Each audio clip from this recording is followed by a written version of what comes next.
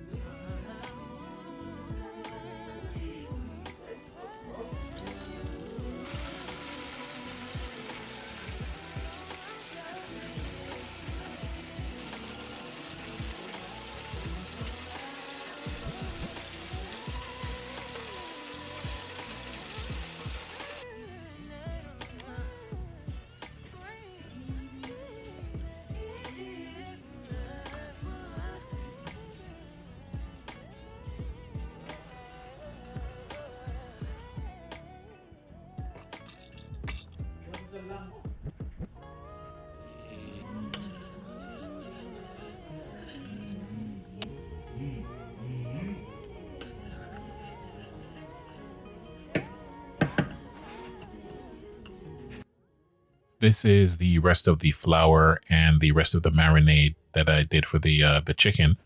Added some flour because it was a little too hydrated. And yeah, made some dumplings. Waste not, want not, you know. Everything came out really good. This is for you, Pops.